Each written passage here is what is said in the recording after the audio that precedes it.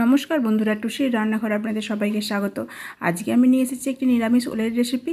আমরা তো অনেক রকমভাবে খেয়ে থাকি, একবার এইভাবে করে দেখবেন, আশা করি আপনাদের ভালো লাগবে। এখানে ওল নিয়েছি, ওলটাকে কেটে ছোটো ছোটো করে টুকরো করে জল দিয়ে খুব ভালো করে ধুয়ে নিয়েছি।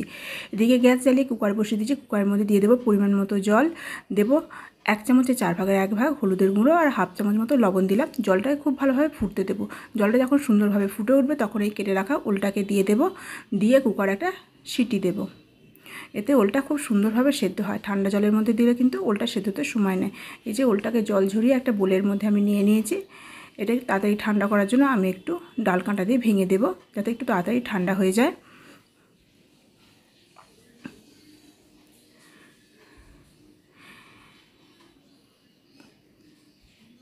এবার এর মধ্যে আমি কিছু মশলা দেবো। 1 চামচের 4 ভাগের 1 ভাগ হলুদের গুঁড়ো, হাফ চামচ মতো ভাজা মশলার গুঁড়ো, দেবো কাঁচা লঙ্কার কুচি, দেবো 1 চামচের 4 ভাগের 1 ভাগ মতো লবণ, দেবো 1 চামচের 4 ভাগের 1 ভাগের থেকে একটু বেশি গরম মশলার গুঁড়ো, আর দেবো 2 চামচ মতো বেসন। দিয়ে এটাকে খুব ভালোভাবে মেখে নেব। একটু হালকা গরম থাকতে থাকতেই এটা কিন্তু মাখতে হবে, নাহলে কিন্তু ওল ঠান্ডা হলে একদম শক্ত হয়ে যায়। এটা আর দেবো এখানে পরিমাণ মতো মিষ্টি। আমি এখানে 1 চামচের 4 ভাগের 1 ভাগ মতো গুড় দিলাম। আপনারা চাইলে এখানে চিনিও দিতে পারেন। এটা কিন্তু খুব ভালোভাবে মেখে নেব। আর একটা জিনিস দেবো শেষে, সেটা দেবো হাফ চামচ মতো আদা বাটা। আদা বাটাটাকে দিয়েও খুব ভালোভাবে মেখে নেব। আর এইটা ভাজা মশলার মধ্যে ছিল এখানে গোটা ধনে, জিরে, এলাচ, লবঙ্গ, দারচিনি আর মৌরি একটু কাঠখোলায় ভেজে নিয়ে গুঁড়িয়ে নিয়েছিলাম।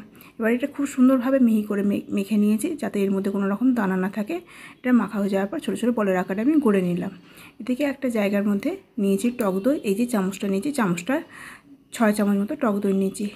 এই রেসিপিতে টক দইটা একটু বেশি লাগবে। এর মধ্যে দিয়ে দিলাম 1 চামচের 4 ভাগের 1 ভাগ জিরের গুঁড়ো, হাফ চামচ ধনের গুঁড়ো, হাফ চামচ মতো হলুদের গুঁড়ো, 1 চামচের 4 ভাগের 1 ভাগ মতো দিলাম লঙ্কার গুঁড়ো। দিয়ে এটাকে খুব ভালোভাবে ফেটিয়ে নেব। সমস্ত মশলাই কিন্তু আমার বাড়ির, তাই পরিমাণে একটু কম লাগে, আর দোকানের হলে একটু বেশি লাগবে। এদিকে গ্যাস জ্বালিয়ে একটা কড়াই বসিয়ে দিলাম। কড়াইয়ের মধ্যে দিয়ে দেবো সর্ষের তেল। তবে এই রেসিপিটা আজ আমি একটু বেশি তেল দিয়ে করলাম, 4 চামচ মতো সর্ষের তেল দিলাম। আপনারা চাইলে তেলের পরিমাণ একটু কমিয়েও দিতে পারেন। তেলটাকে কড়ার চারপাশে খুব ভালোভাবে লাগিয়ে নিয়ে তেলটা খুব ভালোভাবে গরম হয়ে গেলে গ্যাসটাকে কমিয়ে দিয়ে এর মধ্যে দিয়ে দেবো একটা তেজপাতা, 1 চামচের 4 ভাগের 1 ভাগ জিরে, গোটা জিরে দেবো। একটু হালকা ভাজা হয়ে যাওয়ার পর এর মধ্যে দেবো একটা চিড়ে রাখা কাঁচা লঙ্কা। ফোড়নটা খুব ভালোভাবে ভাজা হয়ে গেলে এর মধ্যে আমি দিয়ে দেবো একটা বড় সাইজের টমেটো কুচিয়ে নিয়েছিলাম, সেটা দিয়ে দিলাম। টমেটোটা খুব তাড়াতাড়ি নরম হয়ে যাওয়ার জন্য দিলাম। তরকারির পরিমাণ মতো প্রায় লবণ দিয়ে দিলাম, যাতে টমেটোটা খুব তাড়াতাড়ি নরমও হয়ে যায় আর গলেও যায়।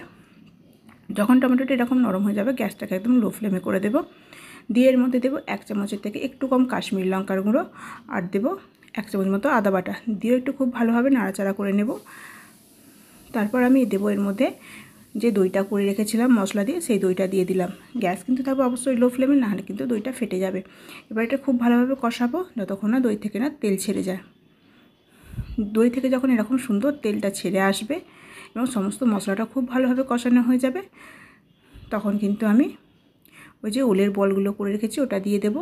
তবে কিন্তু এই মশলা কষানোটাও কিন্তু হবে লো ফ্লেমে, একটু সময় ধরে কষাতে হবে। এই যে বলগুলো করে রেখেছি এটা আমি দিয়ে দেবো। এই ওলের বলগুলো ভেজে নেওয়ার কোনো দরকার নেই, এরকমভাবে এটা করতে হবে। এটা কিন্তু খেতে কিন্তু ভীষণই টেস্টি হয়।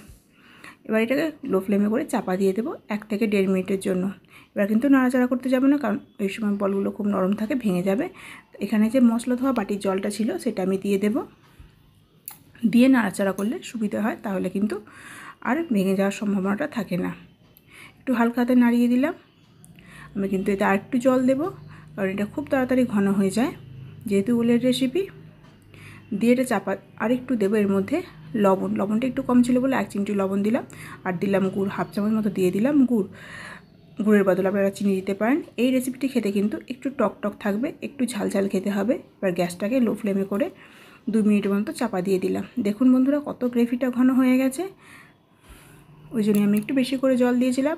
এবার আমি একটু রেসিপিটা শুকনো শুকনো করবো। আপনারা যদি চান একটু কাই করতে, তাহলে আর একটু জলটা দিতে পারেন। রেসিপিটা প্রায় হয়ে এসছে। সবশেষে দিয়ে দিলাম গরম মশলার গুঁড়ো। 1 চামচের 4 ভাগের 1 ভাগ দিলাম গরম মশলার গুঁড়ো, আর হাফ চামচ মতো দিলাম শুকনো মেথি পাতা। দিয়ে নাড়িয়ে চাড়িয়ে গ্যাসটাকে বন্ধ করে দিলাম। এটা একটা জায়গার মধ্যে নামিয়ে নেব। এটা কিন্তু গরম গরম ভাত কিংবা রুটি দুটোর সাথে খেতে কিন্তু ভীষণই ভালো লাগে। একবার বাড়িতে চেষ্টা করে দেখবেন, আশা করি আপনাদেরও পছন্দের হবে।